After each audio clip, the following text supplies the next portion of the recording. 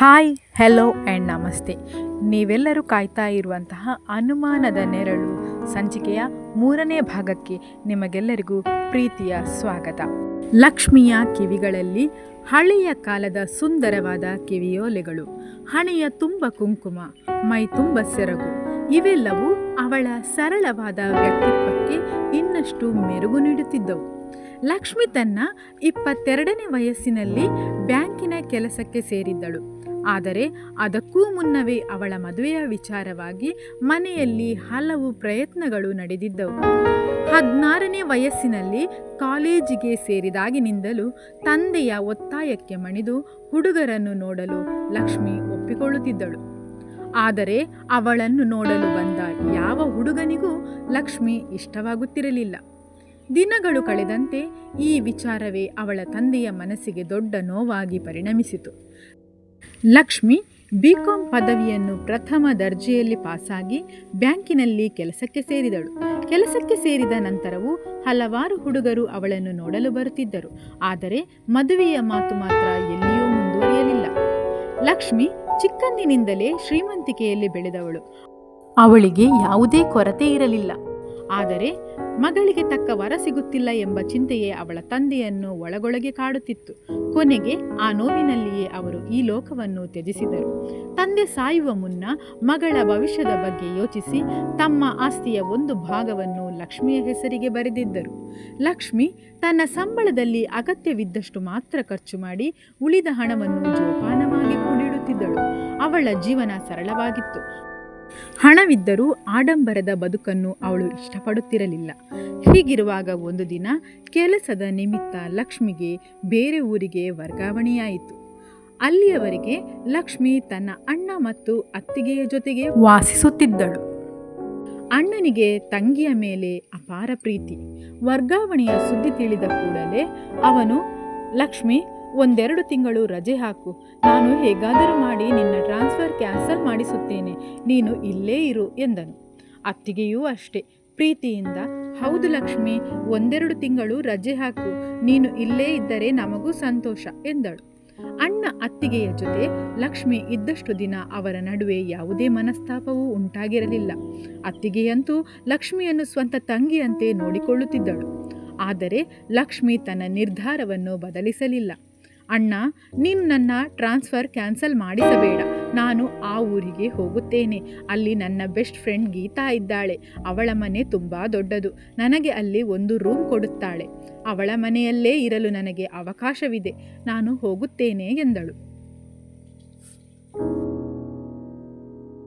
ಅಣ್ಣ ಏನೋ ಹೇಳಲು ಬಾಯಿ ತೆರೆದರೂ ಲಕ್ಷ್ಮಿಯ ಮುಖದಲ್ಲಿದ್ದ ದೃಢತೆಯನ್ನು ನೋಡಿ ಸುಮ್ಮನಾದ. ಲಕ್ಷ್ಮಿ ಹೊರಡಲು ಸಿದ್ಧವಾಗುತ್ತಿದ್ದಾಗ ಅಣ್ಣ ಅವಳನ್ನೇ ನೋಡುತ್ತಾ ನಿಂತಿದ್ದ.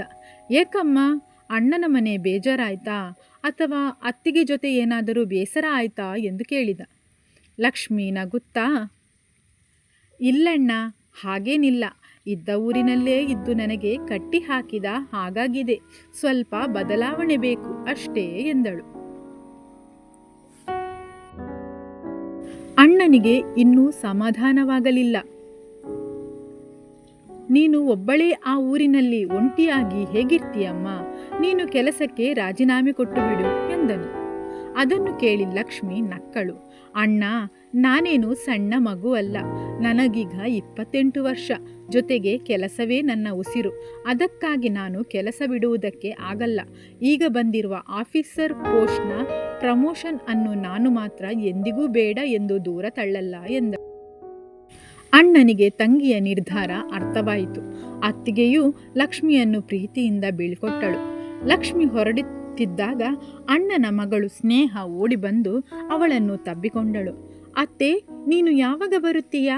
ನೀನಿದ್ದರೆ ನನಗೆ ತುಂಬಾ ಚೆನ್ನಾಗಿತ್ತು ಎಂದು ಮುಗ್ಧತೆಯಿಂದ ಹೇಳಿದಳು. ಲಕ್ಷ್ಮಿ ಅವಳ ನೆತ್ತಿಗೆ ಮುತ್ತಿಟ್ಟು, ಹೌದೇನೋ ಚಿನ್ನ, ನಾನಿದ್ದರೆ ಯಾಕೆ ನಿನಗೆ ಒಳ್ಳೆಯದಾಗುತ್ತೆ ಎಂದು ಕೇಳಿದಳು. ಸ್ನೇಹ ಮುಗ್ಧವಾಗಿ ನಕ್ಕಳು. ನೀನು ಇದ್ದರೆ ಪ್ರತಿದಿನ ಸಂಜೆ ಬ್ಯಾಂಕಿನಿಂದ ಬರುವಾಗ ನನಗೆ ಚಾಕ್ಲೇಟ್ ತರುತ್ತಿದ್ದೀಯಲ್ಲ, ರಾತ್ರಿ ನಿನ್ನ ಪಕ್ಕದಲ್ಲಿ ಮಲಗಿಸಿಕೊಂಡು ನನಗೆ ಕತೆ ಹೇಳುತ್ತಿದ್ದೀಯಲ್ಲ, ನೀನಿಲ್ಲದಿದ್ದರೆ ನನಗೆ ಇನ್ನು ಯಾರು ಕತೆ ಹೇಳುತ್ತಾರೆ? ಅಮ್ಮನನ್ನು ನೋಡಿದರೆ ಯಾವಾಗಲೂ ಗೊರಕೆ ಹೊಡೆಯುತ್ತಾ ಇರುತ್ತಾಳೆ ಎಂದಳು. ಸ್ನೇಹಳ ಆ ಮುಗ್ಧ ಮಾತುಗಳನ್ನು ಕೇಳಿದ ಲಕ್ಷ್ಮಿಯ ಕಣ್ಣುಗಳಲ್ಲಿ ನೀರು ತುಂಬಿತು. ತನ್ನನ್ನು ಪ್ರೀತಿಸುವವರು ಯಾರೂ ಇಲ್ಲವೇನೋ, ಎಲ್ಲರೂ ಸ್ವಾರ್ಥಕ್ಕಾಗಿಯೇ ತನ್ನನ್ನು ಪ್ರೀತಿಸುತ್ತಾರೇನೋ ಎಂಬ ನೋವು ಅವಳ ಮನಸ್ಸಿನಲ್ಲಿ ಮೂಡಿತು. ಆದರೆ ಆ ಕ್ಷಣದಲ್ಲಿ ತನ್ನನ್ನು ನಿಜವಾಗಿಯೂ ಪ್ರೀತಿಸುವ ಒಂದು ಪುಟ್ಟ ಹೃದಯ ತನ್ನ ಮುಂದೆ ನಿಂತಿದೆ ಎಂಬುದನ್ನು ಮಾತ್ರ ಅವಳು ಮರೆತಿದ್ದಳು. ಚಿನ್ನ, ಚೆನ್ನಾಗಿ ಓದು, ಅತ್ತೆ ಬೇಗ ಬರುತ್ತೀನಿ ಎಂದು ಹೇಳಿ ಸ್ನೇಹಳನ್ನು ತಬ್ಬಿಕೊಂಡಳು.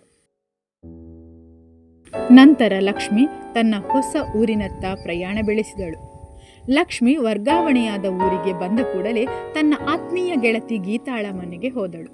ಬಹಳ ವರ್ಷಗಳ ನಂತರ ಇಬ್ಬರು ಗೆಳತಿಯರು ಭೇಟಿಯಾದಾಗ ಅವರ ಸಂತೋಷಕ್ಕೆ ಪಾರವೇ ಇರಲಿಲ್ಲ. ಗೀತಾಳ ಸಂಸಾರವನ್ನು ನೋಡಿದ ಲಕ್ಷ್ಮಿಗೆ ತುಂಬ ಸಂತೋಷವಾಯಿತು. ಗೀತಾಳ ಪತಿ ಅಲ್ಲಿನ ಒಂದು ಶಾಲೆಯಲ್ಲಿ ಉಪಾಧ್ಯಾಯನಾಗಿ ಕೆಲಸ ಮಾಡುತ್ತಿದ್ದ. ಮದುವೆಯಾದ ನಂತರ ಗೀತಾ ಮನೆಯಲ್ಲೇ ಅಂಗಡಿಯನ್ನು ಪ್ರಾರಂಭಿಸಿದ್ದಳು. ಮೊದಲಿಗೆ ಗೀತಾಳ ಅತ್ತೆ ಅವಳು ಅಂಗಡಿ ತೆರೆಯುವ ವಿಚಾರವನ್ನು ಇಷ್ಟಪಡಲಿಲ್ಲ. ಮನೆ ಸಂಸಾರ ನೋಡಿಕೊಂಡರೆ ಸಾಕಲ್ಲವಾ, ಈ ಅಂಗಡಿ ಯಾಕೆ ಬೇಕು ಎಂದು ಆಗಾಗ ಚುಚ್ಚಿ ಮಾತನಾಡುತ್ತಿದ್ದರು. ಆದರೆ ಗೀತಾ ಯಾರ ಮಾತಿಗೂ ಕುಗ್ಗಲಿಲ್ಲ. ಅವಳು ಶ್ರಮಪಟ್ಟು ಅಂಗಡಿಯನ್ನು ನಡೆಸಿದಳು. ದಿನದಿಂದ ದಿನಕ್ಕೆ ಅವಳ ಸಂಪಾದನೆ ಹೆಚ್ಚಾಗತೊಡಗಿತು. ಹನಿ ಹನಿ ಕೂಡಿದರೆ ಹಳ್ಳ ಎಂಬಂತೆ ಗೀತಾ ಸ್ವಲ್ಪ ಸ್ವಲ್ಪ ಹಣವನ್ನು ಉಳಿಸುತ್ತಾ ಬಂದಳು. 2 ವರ್ಷಗಳ ನಂತರ ಸಣ್ಣ ಅಂಗಡಿಯಿಂದ ಪೇಟೆ ಬೀದಿಯಲ್ಲಿ ದೊಡ್ಡ ಅಂಗಡಿಗೆ ಕಾಲಿಟ್ಟಳು. ಅಲ್ಲಿಯೂ ಅವಳು ನಿಲ್ಲಲಿಲ್ಲ. ತನ್ನ ಪರಿಶ್ರಮ ಮತ್ತು ಉಳಿತಾಯದಿಂದ ಕೊನೆಗೆ ಒಂದು ದೊಡ್ಡ ಫ್ಯಾನ್ಸಿ ಸ್ಟೋರ್ ಅನ್ನು ತೆರೆದಳು. ಗೀತಾಳ ಆದಾಯ ದಿನದಿಂದ ದಿನಕ್ಕೆ ಹೆಚ್ಚಾಯಿತು. ತಾನು ಬೆಳೆದ ಕಷ್ಟವನ್ನು ಮರೆತಿರದ ಗೀತಾ ತನ್ನ ತಮ್ಮ ಮತ್ತು 2 ತಂಗಿಯರನ್ನು ತನ್ನ ಬಳಿಯೇ ಇಟ್ಟುಕೊಂಡಿದ್ದಳು. ತಮ್ಮ ತಂಗಿಯರು, ಗಂಡ, ಅತ್ತೆ, ಮಕ್ಕಳು ಎಲ್ಲರನ್ನೂ ಪ್ರೀತಿಯಿಂದ ನೋಡಿಕೊಳ್ಳುತ್ತಿದ್ದಳು. ಗೀತಾಳ ಬದುಕನ್ನು ನೋಡಿದಾಗ ಲಕ್ಷ್ಮಿಗೆ ಒಂದು ವಿಷಯ ಸ್ಪಷ್ಟವಾಯಿತು. ಈಕೆ ಚಿಕ್ಕ ವಯಸ್ಸಿನಲ್ಲೇ ತುಂಬ ಬಡತನದಲ್ಲಿ ದೊಡ್ಡ ಸಂಸಾರದ ನಡುವೆ ಬೆಳೆದ ಹುಡುಗಿ. PUCವರೆಗೂ ಓದಿ ನಂತರ ಪರಿಸ್ಥಿತಿಯ ಕಾರಣದಿಂದ ಓದನ್ನು ನಿಲ್ಲಿಸಬೇಕಾಯಿತು. ಆದರೆ ಗಂಡನ ಮನೆಗೆ ಬಂದ ನಂತರ ತನ್ನ ಬದುಕನ್ನು ತಾನೇ ರೂಪಿಸಿಕೊಳ್ಳಲು ಆರಂಭಿಸಿದಳು.